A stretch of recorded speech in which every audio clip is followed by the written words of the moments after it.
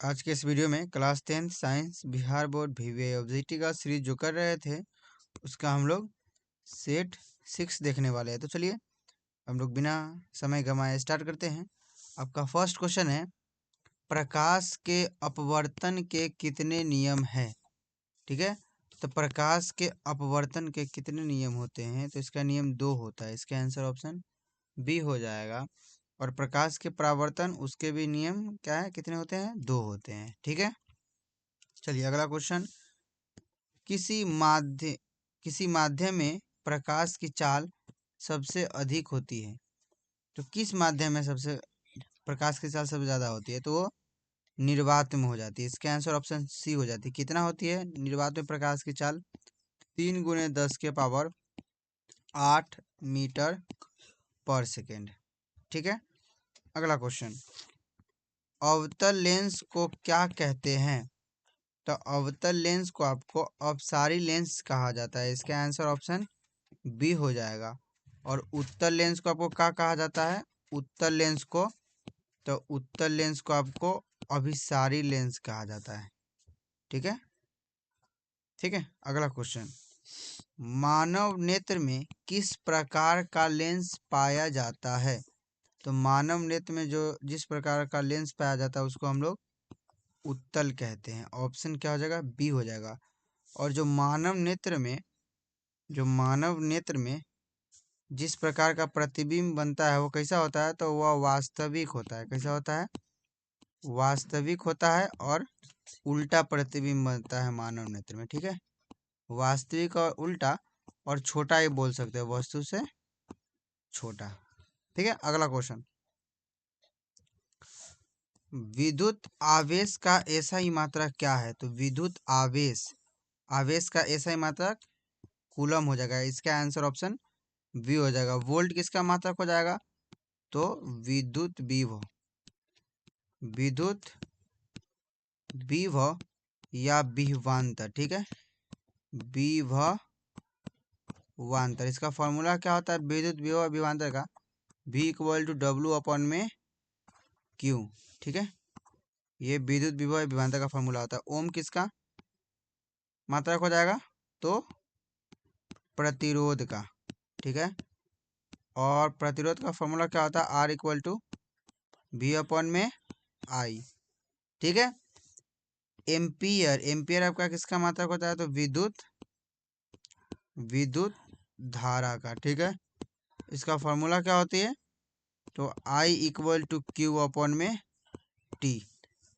ठीक है, चलिए यहाँ से और भी क्वेश्चन बन सकता है कि आवेश का मात्रक और भी होता है। जैसे एक फार्मूला से I = Q/में T होता है, तो यहीं से Q = क्या लिख सकते हैं? IT लिख सकते हैं।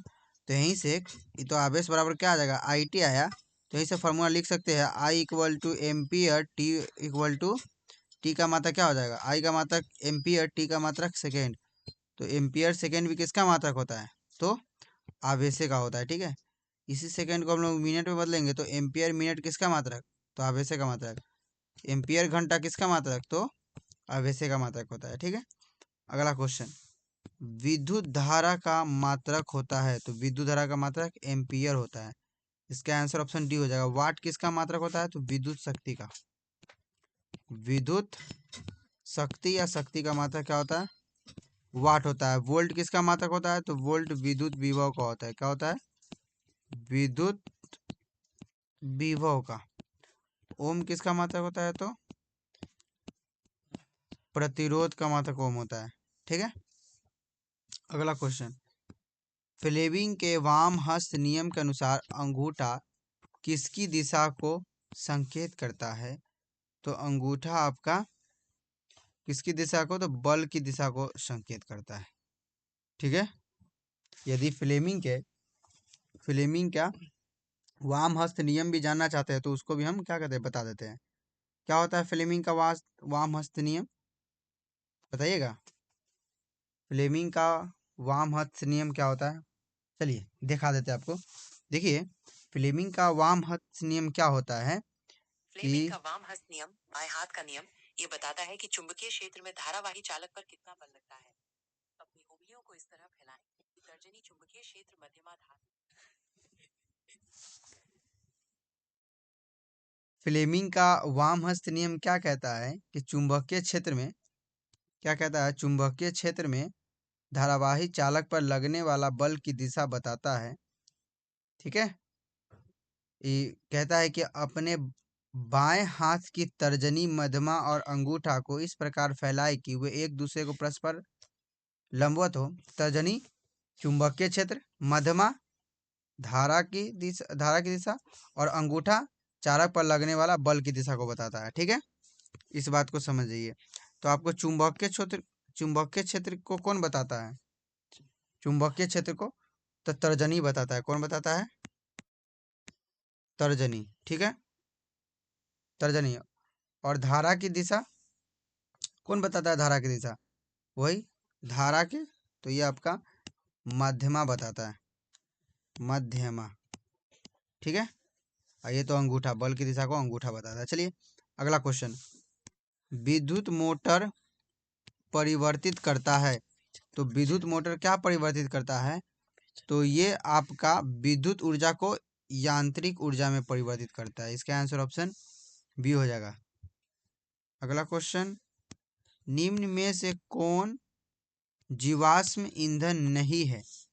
तो जीवाश्म ईंधन नहीं है तो आपका बायोगैस हो जाएगा।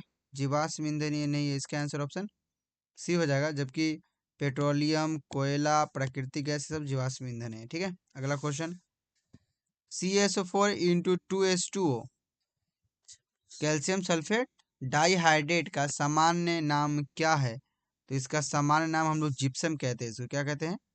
जिप्सम। इसका आंसर ऑप्शन ए हो जाएगा। प्लास्टर ऑफ पेरिस का क्या सूत्र होता है? तो CaSO4 इंटू हाफ H2O होता है। ठीक है, विरंजक चूर्ण का क्या होता है सूत्र? तो CaOCl2 होता है। चूना पत्थर का क्या होता है? CaCO3 होता है। अगला क्वेश्चन, उदासीन विलयन का पीएच मान होता है। उदासीन विलयन का पीएच मान कितना होता है? 7 होता है। पीएच स्केल का खोज किसने किया था? तो आपका सोरेनसन ने किया था।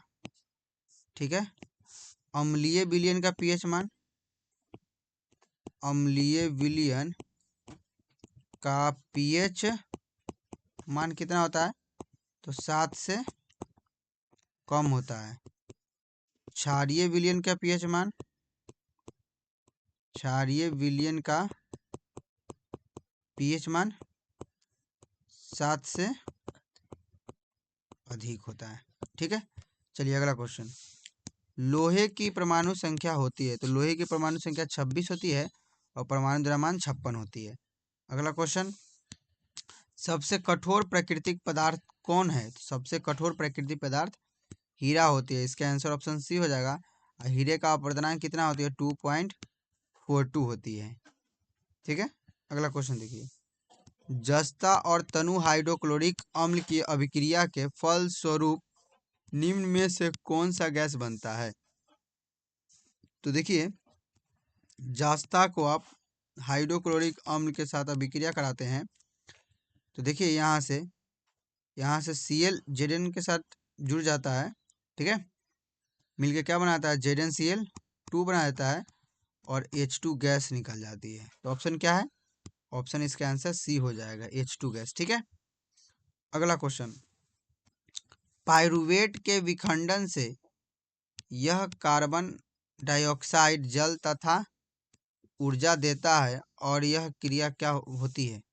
तो यह क्रिया कहाँ पे होती है? कोशिका द्रव में होती है, माइटोकॉन्ड्रिया में होती है, हरित लवक में होती है, या केंद्रक में होती है? तो सिंपल समझिए, पाइरुवेट का विखंडन जो होता है वो माइटोकॉन्ड्रिया में ही होती है। इसका आंसर ऑप्शन क्या हो जाएगा? बी हो जाएगा। ठीक है, अगला क्वेश्चन, खुला परिसंचरण तंत्र किसमें पाया जाता है? तो खुला परिसंचरण तंत्र आपका कॉकरोच में पाया जाता है। इसका आंसर ऑप्शन बी हो जाएगा। ठीक है, अगला क्वेश्चन, पौधों में वाष्पोत्सर्जन किस भाग में होता है? तो वाष्पोत्सर्जन आपका पत्ती में होता है। इसका आंसर ऑप्शन सी हो जाएगा। ठीक है, अगला क्वेश्चन देखिए, फूल में मादा प्रजनन अंग होता है। तो फूल में जो मादा प्रजनन अंग होता है वो क्या होता है? तो अंडक होता है। इसका आंसर क्या हो जाएगा? ऑप्शन बी हो जाएगा। ठीक है, चलिए अगला क्वेश्चन। अमीबा में जनन मुख्य रूप से किस विधि द्वारा होता है? तो अमीबा में जो जनन होता है वो विखंडन द्वारा होता है। और अमीबा अपना भोजन किसके द्वारा ग्रहण करती है? तो कुटपाद द्वारा ग्रहण करती है। ठीक है, और यह अमीबा अपना भोजन कहाँ पचाती है? किसके द्वारा? तो रसधानी के द्वारा, या रसधानी में। ठीक है, चलिए अगला क्वेश्चन। थायराइड ग्रंथि से कौन सा हार्मोन निकलता है? तो ये थायरोक्सिन हार्मोन निकलता है। अगला क्वेश्चन देखिए। आधुनिक आवर्त सारणी में वर्गों की संख्या कितनी है? तो आधुनिक आवर्त सारणी को किसने दिया था? मोस्ले ने दिया था। किसने दिया था? मोस्ले ने दिया था। और ये बताया कि आवर्तों की संख्या कितनी होती है? आवर्तों की संख्या 7, तो वर्गों की संख्या 18 होती है।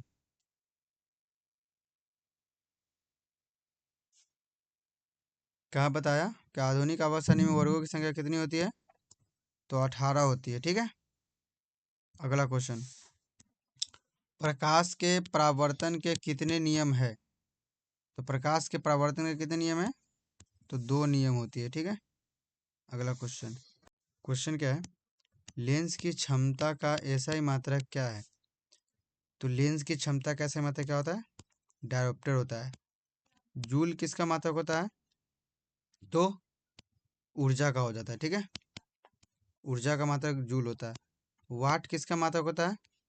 तो शक्ति का मात्रक हो जाता है। ठीक है, अगला क्वेश्चन। विद्युत बल्ब का तंतु बना होता है, विद्युत बल्ब का तंतु जो होता है वो आपका किसका बना होता है? तो टंगस्टन का बना होता है। ठीक है, इसका आंसर ऑप्शन सी हो जाएगा। और विद्युत बल्ब में कौन सी गैस से भरी होती है? तो ये निष्क्रिय गैस, जिसमें फेमस क्या होती है? आर्गन। ठीक है, अगला क्वेश्चन देखिए। विद्युत फ्यूज धारा के किस प्रभाव पर कार्य करता है? तो विद्युत फ्यूज जो होती है वो धारा के उष्मीय प्रभाव पे कार्य करती है। इसका आंसर ऑप्शन ए हो जाएगा। अगला क्वेश्चन। श्वसन किस प्रकार की रासायनिक अभिक्रिया है? तो श्वसन आपका ऊष्माक्षेपी अभिक्रिया होती है। ठीक है, इसका आंसर ऑप्शन ए हो जाएगा। अगला क्वेश्चन देखिए। मैग्नीशियम में पाया जाता है, मतलब मैग्नीशियम पाया जाता है, किस में मैग्नीशियम पाया जाता है? इसका आंसर ऑप्शन ए हो जाएगा, क्लोरोफिल में। ठीक है, बताइएगा। जो हीमोग्लोबिन है, हीमोग्लोबिन, उसमें कौन सी धातु पाया जाता है? कौन सी धातु पाया जाता है? तो इसमें एफ पाया जाता है, लोहा। ठीक है, अगला क्वेश्चन। मस्तिष्क उत्तरदायी है, मस्तिष्क किसके लिए उत्तरदायी है? तो सोचने के लिए भी उत्तरदायी है, हृदय संपादन के लिए भी उत्तरदायी होता है, और शरीर का संतुलन बनाने के लिए भी उत्तरदायी होता है। इसका आंसर क्या हो जाएगा? ऑप्शन डी हो जाएगा। ठीक है, अगला क्वेश्चन। इंसुलिन की कमी से होने वाला रोग है, तो इंसुलिन की जो कमी से होने वाला रोग होती है वो आपका क्या हो जाएगी? मधुमेह हो जाएगी। इसका आंसर ऑप्शन बी हो जाएगा। ठीक है, अगला क्वेश्चन। ओजोन परत किस हानिकारक विकिरण से पृथ्वी को सुरक्षा प्रदान करता है? तो ओजोन परत किस हानिकारक विकिरण से पृथ्वी का सुरक्षा प्रदान करता है? तो ये आपका परावैंगनी विकिरण से सुरक्षा प्रदान करता है। और ओजोन लेयर कहाँ पाया जाता है? तो स्ट्रेटोस्फीयर में पाया जाता है। इसका सूत्र क्या होता है? तो O3 होता है। ठीक है, चलिए अगला क्वेश्चन देखिए। प्राकृतिक संसाधन नहीं है, तो प्राकृतिक संसाधन कौन नहीं है? तो वायु प्राकृतिक संसाधन होती है, मृदा भी प्राकृतिक संसाधन होती है, जल भी प्राकृतिक संसाधन होती है। जो जीवधारी है ये प्राकृतिक संसाधन नहीं है। ठीक है, चलिए अगला क्वेश्चन। विद्युत ऊर्जा का व्यापारिक मात्रक क्या है? तो विद्युत ऊर्जा को हम लोग किलोवाट घंटा में, उसी को हम लोग यूनिट कहते हैं, तो उसी का व्यापारिक मात्रक होता है। इसका आंसर ऑप्शन सी हो जाएगा। ठीक है, चलिए, यहाँ से पूछा जा सकता है कि 1 किलोवाट घंटा कितने जूल के बराबर होती है। तो 3.6 गुने 10 के पावर 6 जूल के बराबर होती है। ठीक है, चलिए अगला क्वेश्चन। किस रंग का तरंगदैर्घ्य सबसे कम होता है। तो आपका बैगनी का जो रंग होता है वो सबसे कम होता है, जबकि तरंगदैर्घ्य लाल रंग का सबसे ज़्यादा होता है। ठीक है, अगला क्वेश्चन देखिए। निम्न में से कौन बायोगैस ईंधन का स्रोत नहीं है। बायोगैस ईंधन का स्रोत नहीं है, तो इसमें जो आंसर लगाइएगा बायोगैस ईंधन का स्रोत लगा दीजिए क्या, ऑप्शन सी नाभिकीय ऊर्जा। ठीक है, ये बायोगैस ईंधन का स्रोत नहीं है। अगला क्वेश्चन, ऑक्सीजन की संयोजकता होती है। तो ऑक्सीजन किस ग्रुप में आता है। ऑक्सीजन किस ग्रुप में आता है, तो ग्रुप 16 में आता है। तो 16 का बाह्यतम कोश में कितने इलेक्ट्रॉन है, 6। इसका अष्टक पूरा करने के लिए कितने इलेक्ट्रॉन की आवश्यकता होगी, 2। तो इसी कारण से ऑक्सीजन की जो संयोजकता होती है वो क्या होती है, 2। संयोजकता किसे कहते हैं, किसे कहते हैं संयोजकता, तो किसी परमाणु को अष्टक पूरा करने के लिए इलेक्ट्रॉन या दान करना पड़े या ग्रहण करना पड़े, उसी की संख्या को हम लोग संयोजकता कहते हैं। ठीक है, अगला क्वेश्चन, सल्फर परमाणु की बाह्यतम कक्षा में इलेक्ट्रॉनों की संख्या कितनी होती है। तो सल्फर परमाणु की बाह्यतम कक्षा में इलेक्ट्रॉनों की संख्या जो होती है वो क्या हो जाएगी, क्या हो जाएगी, 6 हो जाएगी। इसका आंसर ऑप्शन सी हो जाएगा। ठीक है, अगला क्वेश्चन, रक्त में आयरन की कमी से होने वाले रोग क्या है। तो रक्त में जो आयरन की कमी से होने वाले जो रोग होती है वो ऑप्शन बी हो जाएगा, एनीमिया। ठीक है, चलिए अगला क्वेश्चन, फूल का कौन सा भाग फल में बदलता है। तो फूल का कौन सा भाग फल में बदलता है, तो अंडाशय है। इसका आंसर ऑप्शन सी हो जाएगा। ठीक है, अगला क्वेश्चन, अवतल दर्पण की फोकस दूरी उसकी वक्रता त्रिज्या की होती है। तो अवतल दर्पण की फोकस दूरी, अवतल दर्पण की फोकस दूरी वक्रता त्रिज्या की आधी होती है। इसका आंसर क्या हो जाएगा, ऑप्शन बी हो जाएगा। अगला क्वेश्चन, शुद्ध सोने कितने कैरेट का होता है। तो शुद्ध सोना जो होता है वो आपका 24 कैरेट का होता है। ठीक है, तो चलिए हम लोग इस वीडियो में इतना ही तक रहने देते हैं। वीडियो देखने के लिए धन्यवाद। यदि पीछे का आप वीडियो नहीं देखे हैं तो इसी वीडियो के डिस्क्रिप्शन में उस पूरे वीडियो का लिंक मिल जाएगा, आप उसको आप देख सकते हैं।